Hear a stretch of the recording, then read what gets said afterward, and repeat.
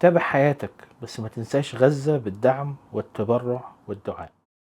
السلام عليكم ورحمة الله وبركاته، أهلا بيكم في فيديو جديد. السنة اللي فاتت زي الوقت اللي احنا فيه ده في شهر 12 كان معسكر الحكمة، وهو معسكر بيتعمل كل سنة للشباب والرجالة لعمر أكتر من 16 سنة، وهو يعتبر واحد من أكثر المعسكرات قربا إلى قلبي، وبالنسبة لي هو معسكر مميز جدا جدا جدا. ومن جميل الأقدار إن هم كمان هيعملوه السنة دي، وهيكون يوم 15/12. بس تعالوا الأول أوريكم معسكر السنة اللي فاتت كان شكله عامل إزاي، وبعدين تعالوا نكمل كلام. طبعا نزلت اشتريت شويه حاجات عشان لوازم المعسكر، وبعدين مليتهم، والكلام ده كان قبل المقاطعه. كنا بنستخدم هيدن شولدر. حضرت شويه الحاجات اللي هم بعتوها لنا في الليسته، وبعدين استعدينا ومشينا. اركب مكاني اهو.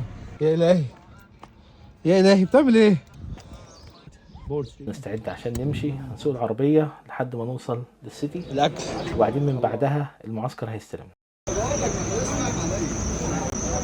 وادي عمرو محتاس بالشنطه بتاعته وكوبايه القهوه. فين يا عم كوبايه القهوه اللي انت عرفنا بيها؟ جميلة يسعى وراء الثواب. الاكل تخيل ان انا هساعدك. انا بس بصور. انا المصور. تعالوا نشوف الاكل جاي واحده واحده. انا رايح اشيل اهو فوق مناديل. يا نهار ابيض، ما شاء الله العربيه مليانه ما شاء الله ما شاء الله. وبعدين الموضوع منظم تنظيم، في كود والكود بيعمل له سكان وبعدين بيركب الباص. تقريبا كانت رحله الباص مدتها ساعه من السي بي دي من نص المدينه لحد ما وصلنا اب نورث عند مكان ما هنركب الفيري او السفينه.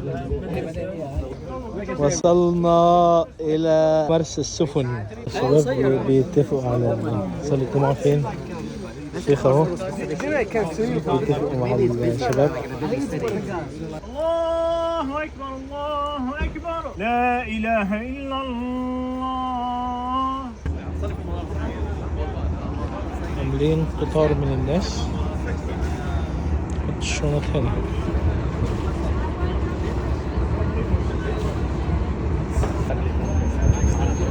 وبعدين انطلقنا في رحلة مكوكية جميلة جدا. ركبنا الباخرة أو السفينة الصغيرة، يعني هي زي المواصلات كده بتقف في محطات. الجميل في المنطقة دي إن هي كلها جزر، فأنت عارف كل شوية تقف في جزيرة موقف بينزل شوية ناس.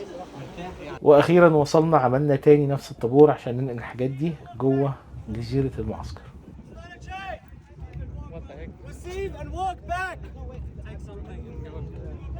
Welcome back, and obviously everybody else who's a newbie, welcome. But it is lovely having you all here.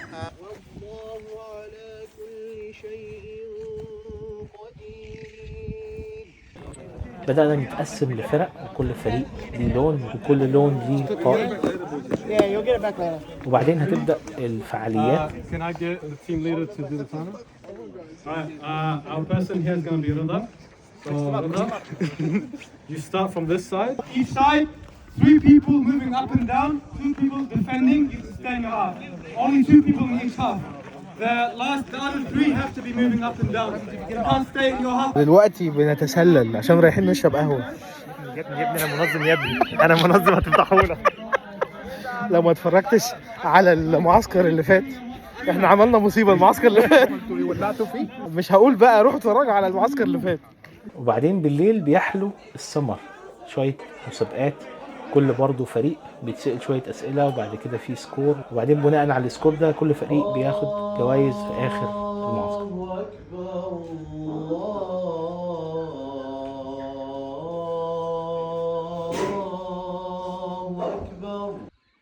الساعة دلوقتي 5:30. بدأنا اليوم الجديد، صحينا الصبح صلينا الفجر، وبعدين هنتوجه للفطار. الفطور الجميل، حمص وها مع الشباب. وبعدين الفطار، البيض، العصائر.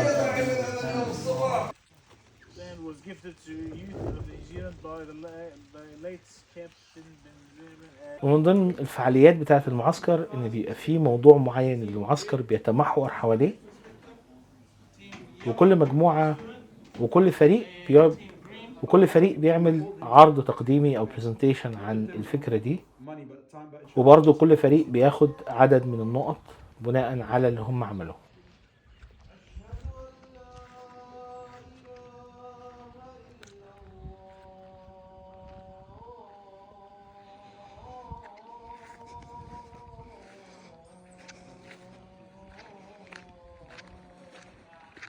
حي على الصلاة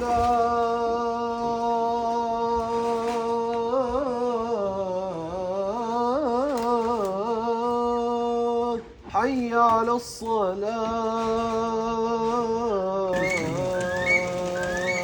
بقول لك انت توصل للمرحلة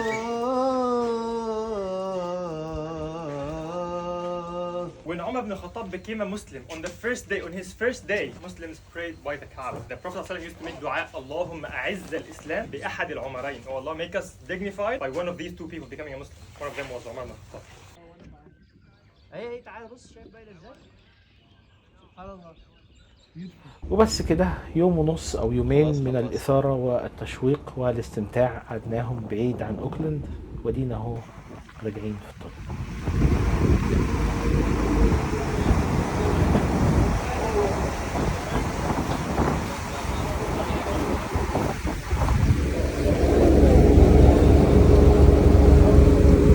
This camp has started since 2008.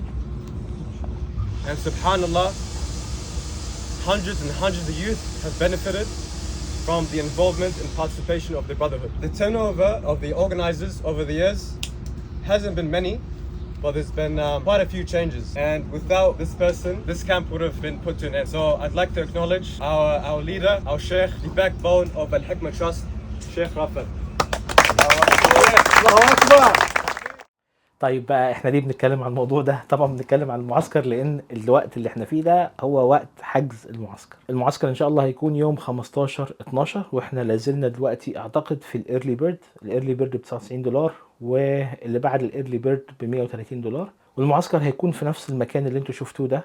طبعا انا ما صورتش كل حاجه، بس هو معسكر جميل جدا. الجزيره كلها عباره عن معسكر. طبعا المعسكر مجهز فيه اوض للنوم وفيه حمامات وفيه ساحه بنصلي فيها، يعني انا بشوفه من افضل المعسكرات اللي انا رحتها على الاطلاق هنا في نيوزيلندا. وبعدين الفريق اللي شغال على اداره المعسكر والشيخ رأفت والحكمه تراست ما شاء الله عاملين شغل رهيب جدا جدا جدا، فربنا يبارك له. اما بقى بالنسبه لك يا عزيزي لو انت موجود في نيوزيلندا فارجو منك انك تسجل عشان نتقابل في المعسكر ان شاء الله. عاده احنا بنطلع يوم الجمعه بعد الصلاه، يعني تقريبا بيبقى نص يوم شغل. بنتقابل في السيتي، بنركب الباص وزي ما شفتوا بنوصل هناك على بعد العصر تقريبا. ولكن الرحله بتبقى رحله جميله والشباب ما شاء الله عليهم شباب رائع، معظمهم شباب جامعه. بيبقى في ناس مسؤولين عن الاكل، وبعدين الاكل اللي بيبقى فطار غدا عشاء حاجه كده ايه يعني فاهم، جميله الصراحه. وما شاء الله بيجيبوا ناس بتطبخ يعني مش عايز اقول لك. وفي النهايه انا هرجع افكرك تاني سواء انت في نيوزيلندا او بره، ما تخليش حياتك تقف. صح احنا قلوبنا موجوده في غزه وقلوبنا مع اهالينا وقلوبنا مع شهدائنا، ولكن في نفس الوقت انت محتاج ان حياتك تكمل بدون ما ننسى دعمهم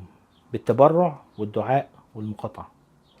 ولحد ما اشوفكم في فيديو جديد ان شاء الله، اشوفكم بخير والسلام عليكم. صورة مع الأمواج ومع لآلئ المطر عشان خاطر الإسلام. شوف الأمواج ولآلئ المطر، لآلئ المطر اللي على الأرض والشبشب اللي أنا لابسه. لآلئ المطر اللي على سطح المحيط. لآلئ المطر التي على سطح المحيط.